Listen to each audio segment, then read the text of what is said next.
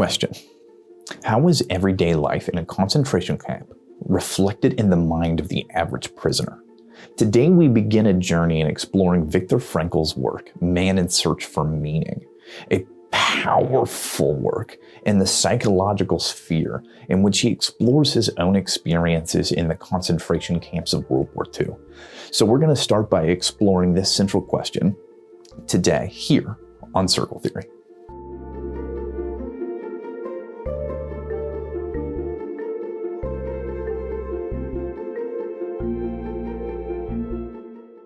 Thanks for sticking with us. If you enjoy this content, please like, subscribe, share. All that helps. To find the book that we're talking to, you can look in the links below. You can also find links to my Twitter, and my other creative projects if you're interested. But let's go ahead and hop in. He starts by describing these capos, of course, were chosen only from those prisoners who whose characters promised to make them suitable for such procedures. And if they did not comply with that was expected of them, they were immediately demoted. They soon became much like the SS men and the camp wardens and may be judged on a similar psychological basis. It is easy for the outsider to get the wrong conception of camp life, a conception mingled with sentiment and pity. Little does he know of the hard fight for existence which raged among the prisoners. This was an unrelenting struggle for daily bread and for life itself, for one's own sake, for that of a good friend. And so we get this really stark opinion from the gate.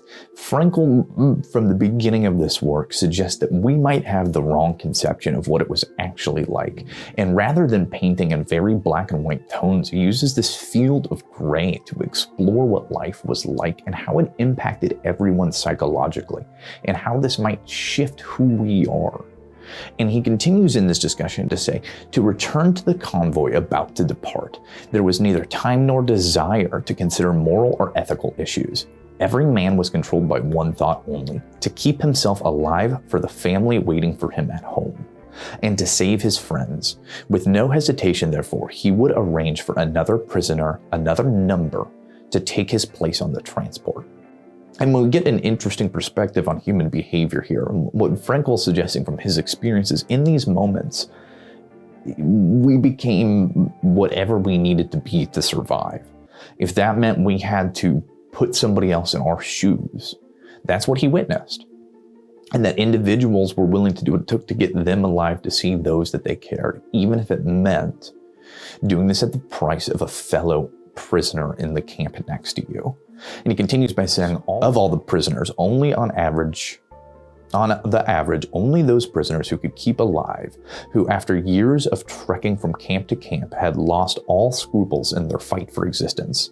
They were prepared to use every means, honest and otherwise, even brutal force, theft, and betrayal of their friends in order to save themselves. We who have come back by the aid of many lucky chances or miracles, whatever one may choose to call them, we know the best of us did not return.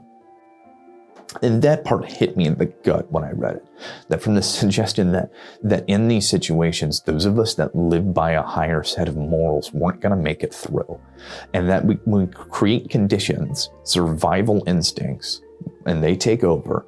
Individuals that are willing to do worse by those around them are those that are going to be able to survive. I mean, this is what we portray anytime we study dystopian literature. This is actually a theme in the Witcher series we've done as well, of what does it take to survive. And as we continue, he says, in psychiatry, there is a certain condition known as the delusion of reprieve. The condemned man immediately before his execution gets the illusion that he might be reprieved at the very last minute. We too clung to the shreds of hope and believed to the last moment that it would not be so bad. And I find this to be an important take on us, that we truly do have this instinct to cling on to hope even when it seems so unclear and all reason is against that, and that this motivates the instinct for survival.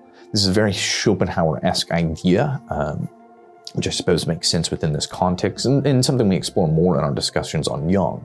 But he continues by saying, while we were waiting for the shower, our nakedness was brought home to us. We really had nothing now except our bare bodies. Even minus hair, all we possessed literally was our naked existence. What else remained for us was a material link with our former lives. For me, there were my glasses and my belt. The latter I had to exchange later for a piece of bread.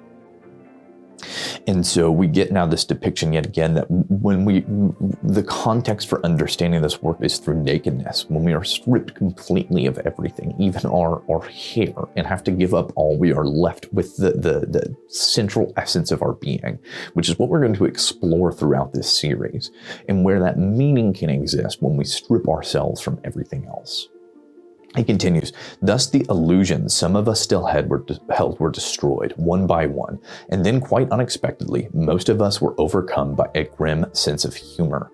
We knew that we had nothing to lose except our so ridiculously naked lives. When the shower started to run, we all tried very hard to make fun, both about ourselves and about each other. After all, real water did flow from the sprays. And so now we're looking at a very interesting take on humanity. That point where we're truly stripped of everything and forced to find a meaning beyond that. This now becomes the context of where we go from here in exploring these subjects. In the next video, I want to talk about how we can get used to anything and what that process of becoming desensitized looks like and how that alters our psychological being. So I hope to catch you next time here on Circle Theory.